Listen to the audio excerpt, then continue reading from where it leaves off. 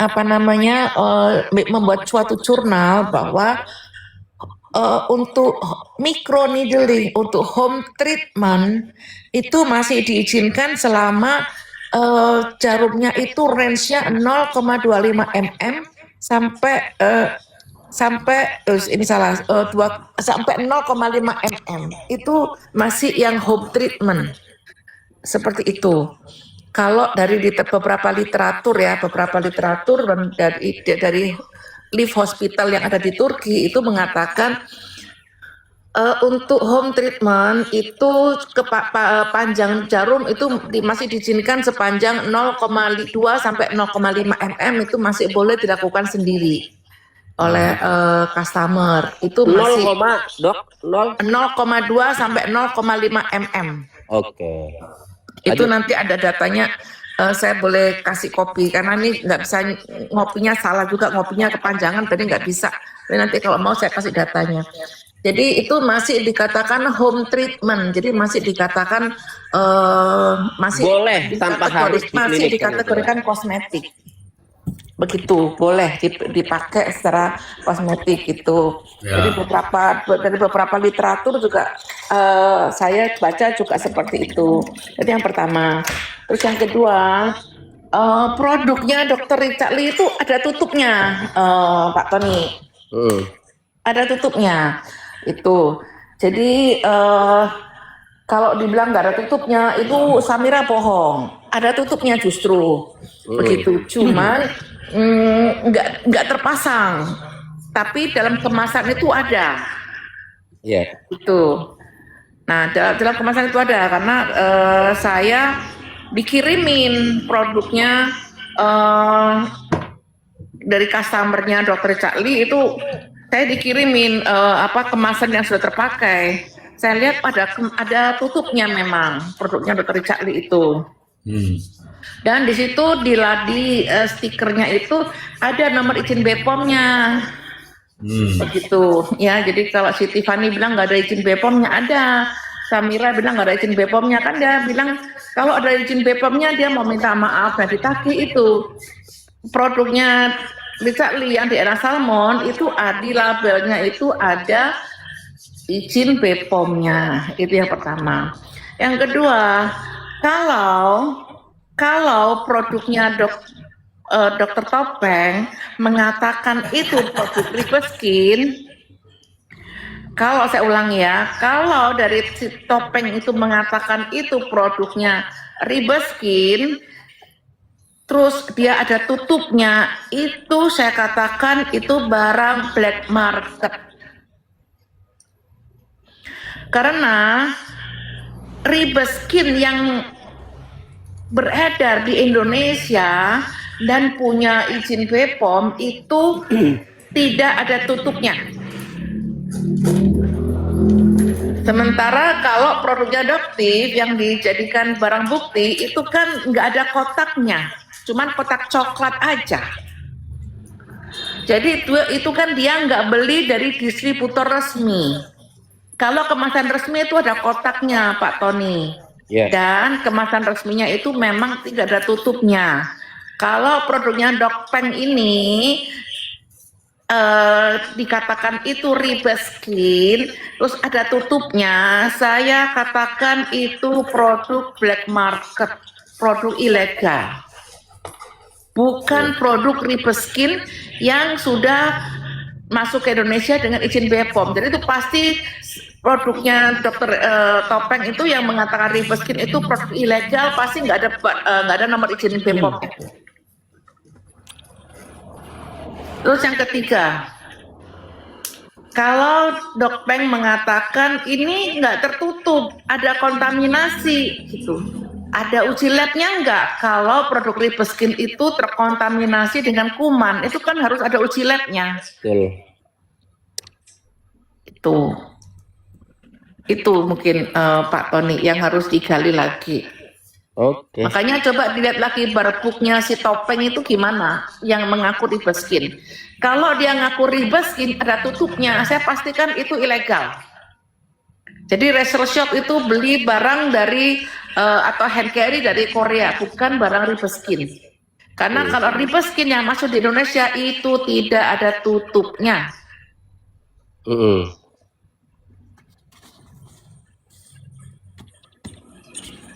Ini saya sudah pegang semprotan ya. Tadi kan Ibu Dokter Janet bilang kuman-kuman gitu kan. Saya langsung siapkan nih. Sih, aku mau nambahin dikit nih dari Dokter Janet. Boleh, silakan Dokter. Jadi gini Pak Tony, Bang Tony. Kita ini ya sama-sama tahu juga ya. Kalau tadi kan katanya kan berbahaya karena menggunakan aplikasi jarum microneedling. Microneedlingnya ini kan atau jarum ini kan sebagai aplikasi atau aplikator ya, benar ya? Untuk memasukkan untuk memasukkan produk DNA salmonnya. Nah, kita balik lagi gini. Kalau setahu saya microneedling yang dimasukkan ke dalam produk DNA salmon tersebut itu izinnya terpisah dari DNA salmon dan itu izinnya adalah Alkes KL yang saya tahu ya. Kemarin ini kasusnya sudah ada di Dokter Reza Gladys pada saat itu. Sama persis untuk produknya. Kemudian yang kedua, Pak Tony atau Bang Tony, kita tahu juga ya, ada produk microneedling juga. Microneedling.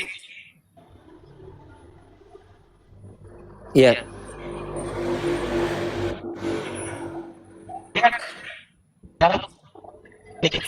Putus-putus.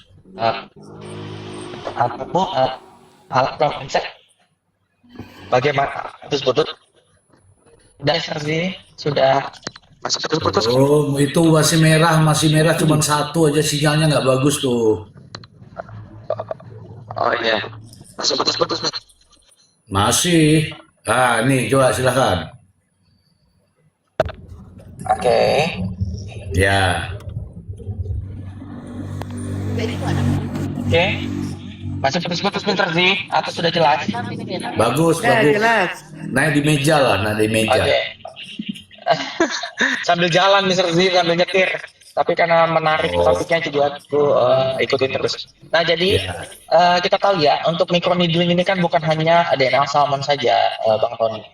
Ada juga produk-produk Alkes lainnya yang menggunakan aplikator microneedling atau jarum kecil. Seperti obat-obatan insulin, itu menggunakan microneedling juga. Ada jarum kecil.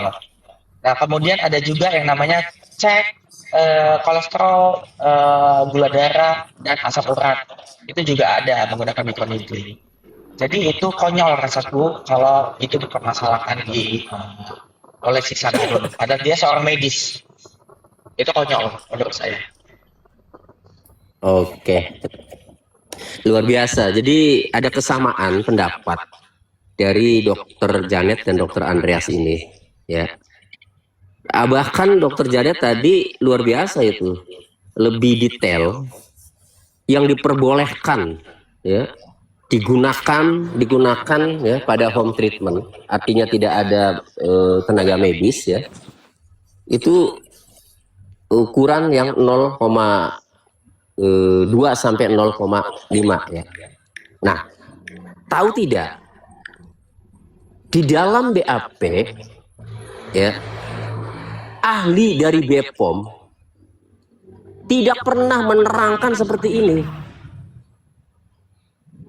Artinya kalau jarum yang digunakan itu seharusnya dipakai di klinik ya, produk yang ada jarumnya ya seharusnya dipakai di klinik ya, harus ada tenaga medis, harusnya dia jelaskan, ahli BPOM itu kan, seperti tadi Dokter Janet. Jadi gini Pak Tony, jadi produk Ribeskin itu masuk ke Indonesia itu serumnya izinnya BPOM. Iya. Begitu, serumnya izinnya BPOM. Sementara jarumnya izinnya Alkes. Begitu. Jadi BPOM kenapa nggak menyinggung tentang masalah jarum? Karena itu kewenangannya sudah bukan di BPOM, kewenangannya itu di di kesehatan. Kemenkes. Ya, Kemenkes gitu. Jadi yang di ini BPOM itu serumnya, begitu Pak Tony. Nah, memang kalau dari Ribeskin itu dua alat kecantikan itu, yang satu serum isinya BPOM. Jadi serum itu walaupun dioles aja bisa. Tetapi kenapa ada microneedling? Nah itu teknologi untuk supaya serum itu cepat diserap oleh kulit gitu. Tetapi secara medis ya di beberapa literatur di luar negeri 0,2 sampai 0,5 mm itu masih boleh digunakan secara kosmetik di rumah oleh customer itu sendiri, itu masih boleh gitu. Cuman ini kan jadi heboh ini kan karena ya ini kan blow up dari si topeng kan gitu. Iya, Ya. karena atas nama masyarakat. Ya, begini, Dokter Janet. Kalau ahli BPOM itu tidak mempunyai kompetensi dan tidak mempunyai kewenangan, ya, untuk menentukan masalah jarum ini, karena jarum adalah kewenangannya Alkes, termasuk Alkes dan itu Kementerian Kesehatan. Seharusnya ahli ini jangan mengatakan bahwa ini dikenakan pasal 435 Junto 138 Undang-Undang Kesehatan, karena regulasinya saja dia tidak bisa menjelaskan seperti yang tadi Dokter Janet jelaskan kan, ya. Jadi Itu ahli dari mana? Dari BPOM-nya yang mengatakan itu? Atau saksi ahli yang lain? Nih. Rugun Clara Samosir SPAM APT. Nah, kalau SPAM APT itu apa? Di mana? Di Bukan BPOM. BPOM itu. Tergantung itu apakah itu menjadi ahli dari BPOM-nya sendiri atau dari luar, Pak Tony. Nah, artinya begini. Ini kan mencari kesimpulan bahwa produk itu berbahaya, kan begitu. Tetapi tidak dapat menjelaskan karena produk Ribeskin itu ada jarumnya, ya, microneedle, maka seharusnya ya, dikupas juga tadi berbahayanya itu di mana. Kemudian regulasinya bagaimana mengenai kosmetik yang ada jarumnya, kan begitu. Nah, ini kan tidak dijelaskan oleh ahli, maksud saya. Nah, jadi ketika ditanya dengan untuk Ribeskin ya, dengan kondisi seperti itu, satu, ditambahkan label DNA salmon aja, yang kedua, penggunaannya ini tidak di klinik, maka sanksinya pasal 435 Junto 138 Undang-Undang Kesehatan. Begitu dalam BAP-nya itu. Maka begini Bang Tony, maka tadi saya sampaikan, ketika ini menjadi penguatan unsur bagi dia, si ahli ini, coba kita samakan persepsi dengan adanya obat insulin. Bang Tony tahu nggak obat insulin? Apa itu? Obat insulin itu obat diabetes yang menggunakan microneedling. Itu dilakukan di rumah oleh pasiennya sendiri, oleh konsumennya sendiri. Kalau begitu semua dokter masuk penjara, Bang Tony. Begitu. Sama seperti kayak kita ngecek gula darah di rumah. Kalau begitu semuanya di penjara, Bang Tony. Iya. Bang Tony tahu kan ada stick bagaimana kita mengecek gula darah di rumah, ngecek asam urat di rumah. Ya. Itu kan pakai microneedling. Kemudian ada juga sekarang yang terbaru untuk mengontrol kadar gula darah kita melalui aplikasi, tapi kita tempelkan patch microneedling di lengan kita. Itu ada microneedlingnya. Itu gimana? Maka kemudian aku rasa memang ini konyol, Bang Tony, sangat konyol. Ya, ya, jadi makanya bisa dibayangkan ahli ya dimintai pendapat ya di mana pendapatnya itu kemudian dipakai oleh penyidik kemudian untuk menetapkan tersangka Dr. Richard Lee kan gitu. Kan ini aduh kalau memang ini tidak sesuai dengan ilmunya, tidak sesuai dengan kompetensinya, Wah. pendapat itu Gawat nih. pasti Nanti akan dibesar oleh ahlinya advokat. si Dr. Gun Samosir dipanggil ya Pak Tony. Oh harus, kan begini Bu, tadi rumusnya. Kalau jaksa itu tidak menghadirkan saksi maupun ahli yang ada dalam BAP, ya sudah berarti jaksa kan tidak dapat membuktikan. Ya lebih bagus lagi, datang pun akan berhadapan dengan pertanyaan-pertanyaan kritis, ya enggak? Tidak datang pun akan membuat jaksa tidak dapat membuktikan dakwaannya karena ahlinya tidak datang. Siapa yang akan menerangkan di persidangan BAP bahwa dari itu Dr. Gun melanggar apa hukum? aja yang disampaikan Pak Tony? BAP itu kalau di dakwaan jaksa ini kan ahlinya Rugun Clara Samosir ya, Espam. Nah, namun kalau di BAP itu ada beberapa ahli. Ya. Nah, entah yang mau dipanggil nih yang mana oleh jaksa nih. Kemarin katanya ada 2 ahli yang akan dihadirkan. Nah, apakah Rugun dengan ahli lain kan gitu? Atau siapa? Soalnya di BAP itu ada beberapa ahli juga ya, yang di BAP ya. Nah ya kita lihat aja nanti Clara Samosir ini ya. Ya gimana Dok? Bang Tony, Ya. ini saran aja ya, saran ya. Ya, kalau nanti pun saksi ahli yang mengatakan itu pidana di dalam 138-nya, Iya. Bang Tony. Maybe kalau misalnya nanti di dalam keterangan di Salmon DNA dengan menggunakan microneedling, maybe untuk tim PH-nya DRL tuh bisa membawa cek gula darah, kemudian alat-alat insulin dan itu Oke. ditanyakan aja, ini ya gimana nih? Kalau itu penjara ini semuanya, gitu aja. Mantap. Iya, mantap Dok. Biru Ya, ini kan Samosir ini Malu, apoteker itu Pak. malu banget Bang Tony, itu udah telak banget itu. Ya ini kan untuk edukasi masyarakat ya, kita sampaikan yang sebenarnya ya enggak Dok? Benar. Jadi jangan kayak jangan membuat jangan membuat pendapat itu sesuai dengan keinginan dari pelapor, nggak boleh gitu juga. Jatuh dong kredibilitasnya, hancur dong orang kalau begitu.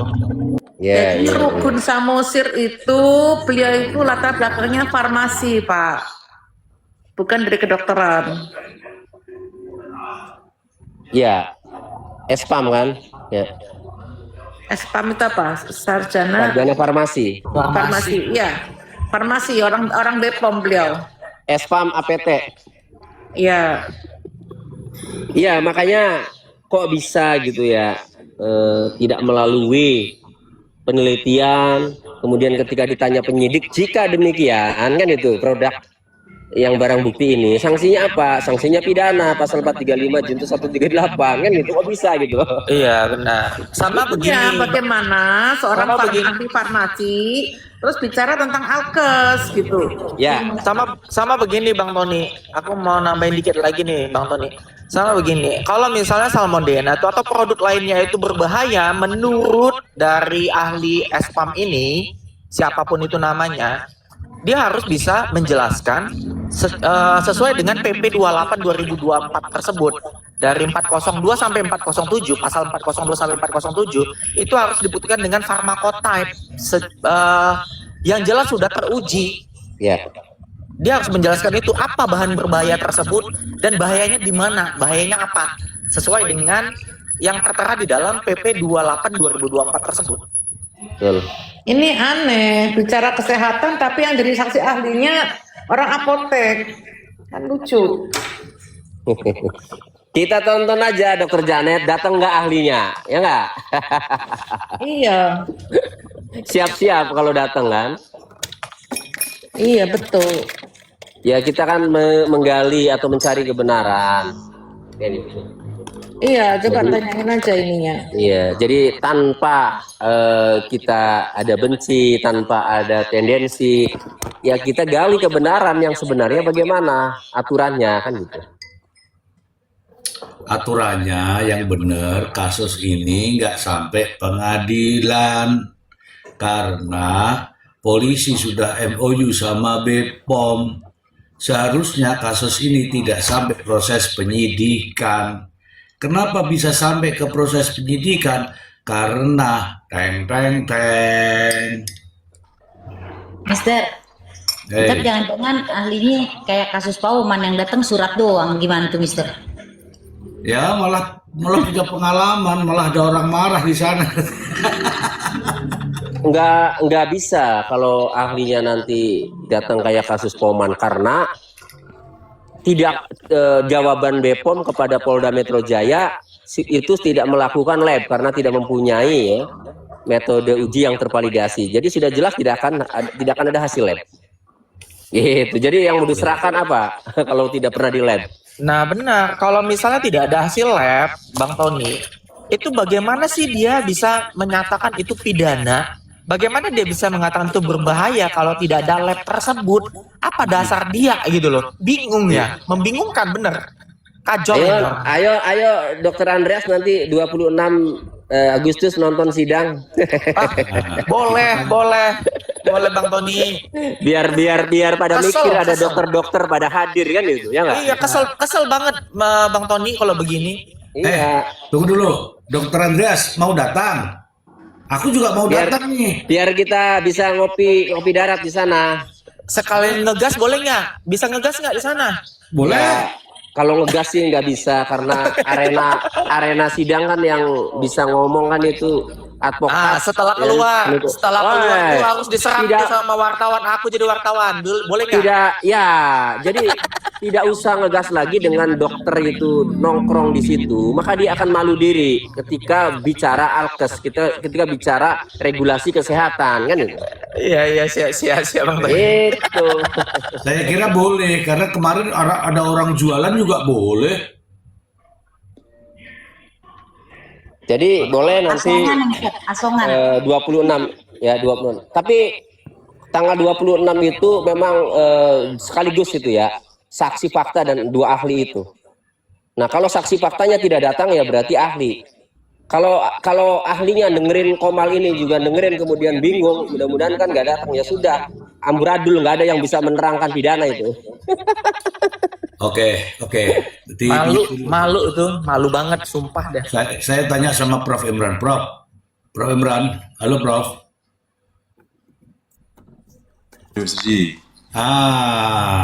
Halo Prof. Jadi begini Prof, bagaimana ketika ahli dihadirkan, tapi ternyata tidak ada uji laboratoriumnya Prof. Mohon izin Prof.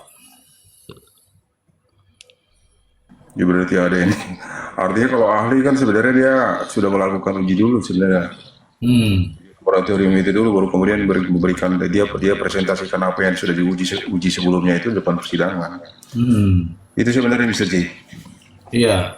Sementara BPOM sendiri sudah mengatakan dalam suratnya kepada pihak penyidik, kan pihak penyidik minta tuh, bagaimana terhadap kandungan WT ini. Nah, dijawablah sama ahli dari BPOM bahwa kami tidak memiliki sarana uji terkait dengan laboratorium Waitometo.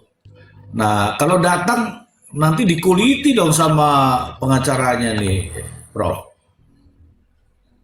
Iya, saya sebenarnya membaca dakwaannya juga sih, cuma di itu yang kemarin di-share.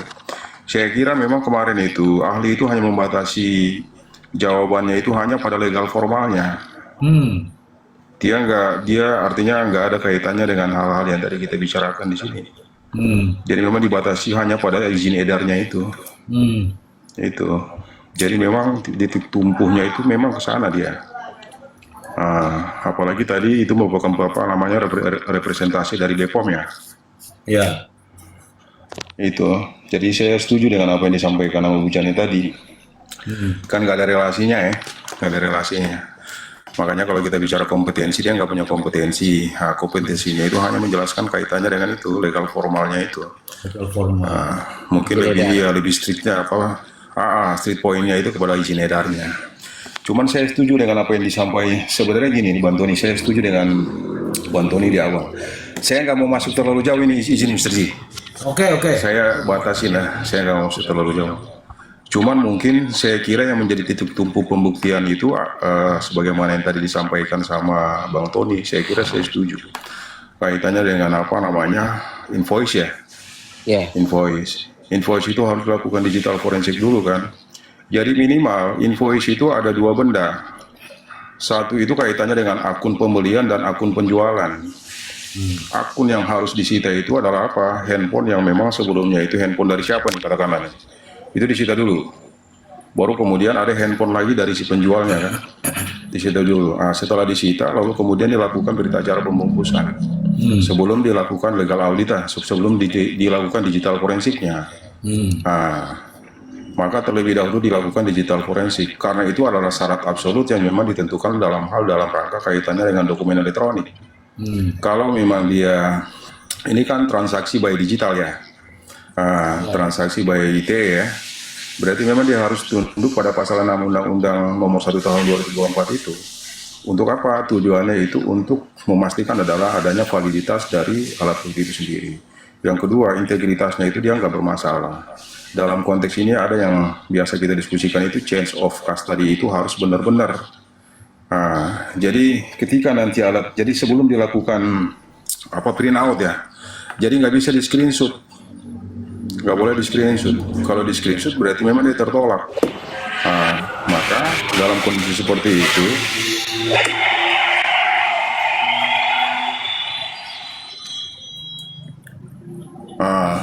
maka benar saya setuju itu harus dia merefer pada pasal 235 ayat 3 itu. Harus dapat dipastikan apa autentitas dan cara dan diperoleh tidak secara melawan hukum karena akan dia merefer pada pada 235 ayat 1 huruf G kalau nggak salah ya, kaitannya dengan bukti elektronik. Ini kan terkait dengan bukti elektronik. Jadi memang bukti elektronik itu memang secara rigid itu sudah diatur pada pasal 6 Undang-Undang Nomor 124 itu 2024 kaitannya dengan bukti elektronik. Kalau misalkan memang alat bukti itu cara penyajiannya tidak benar, berarti memang kan ada dua syarat di sana Mr. G. Pertama itu syarat formil, yang kedua syarat material. Syarat material itu maka dibutuhkan tadi itu ahli untuk dilakukan digital forensik tadi. Itu sebenarnya karena alat bukti itulah yang merupakan alat bukti yang bersifat primary evidence. Kalau kita bicara, kalau misalkan alat bukti itu tertolak, berarti dakwaan ini secara keseluruhan runtuh ya. Runtuh karena memang tidak pernah terjadi transaksi. Dengan tertolaknya alat bukti tadi berarti ya dakwaannya runtuh kan? Iya. Itu saya kira ya saya setuju dengan Bang Tony harus diserang alat bukti itu. Kalau karena memang itu kan perintah KUHP sendiri ya. KUHP sendiri sudah memerintahkan di pasal 235 ayat 3 itu sebenarnya. Dan itu sebenarnya itu merupakan pedoman hakim. Hakim nggak boleh keluar dari situ. Karena kalau 235 ayat 2, ayat 3 dan ayat 4, ayat 5 ya. Ayat 3, ayat 4 dan ayat 5. Itu 3 ayat itu sebenarnya norma yang memang diarahkan kepada hakim. Dalam konteks yang namanya tadi alat bukti yang tadi tidak diperoleh sebagaimana ditentukan oleh Undang-Undang ITE itu, ya berarti kan alat bukti seperti itu ya tertolak. Maka ya tidak bisa dijadikan sebagai alat bukti. Itu yang menjadi penting. Saya kira itu titik tumpunya. Kalau misalkan ya penting sih, apalagi kemarin tuh yang saya sempat lihat juga kan itu di print sendiri ya. Di print atau di screenshot ya. Apalagi screenshotan itu nggak boleh Mr. G. Itu nggak boleh karena ini bukti elektronik. Memang cara perlakuan alat bukti elektronik ini juga memang perlu ekstra hati-hati, maka dibikinlah dalam bentuk undang-undang ITE itu sebagai Mr. G. Iya. Itu Mr. G. Oke. Terus dampak dari secara tidak langsung secara otomatis tertolak. Dampak dari tertolak ini apa, Prof? Ya, berarti kan gini, ini kan sebenarnya yang menjadi penting itu adalah benar atau tidak terjadi pembelian. Sebelum kita bicara kaitannya dengan izin edar itu. Karena kan izin edar itu kan dia menyatu dengan pembelian ini kan. Katakanlah ada orang mengaku bahwa dia membeli sesuatu yang tidak ada izin edarnya, maka pembelian itu harus dibuktikan sama dia kan. Itu. Karena dalam norma pasal yang tadi dijelaskan oleh Bantoni itu kan memproduksi, memproduksi dan mendistribusikan dalam kepentingan transaksi kan sebenarnya. Kalau tidak pernah ada transaksi, berarti dakwaan dengan sendirinya gugur. Dakwaan gugur. Oh, berarti secara otomatis terdakwa harus dikeluarkan dong. Ya, tidak terbukti.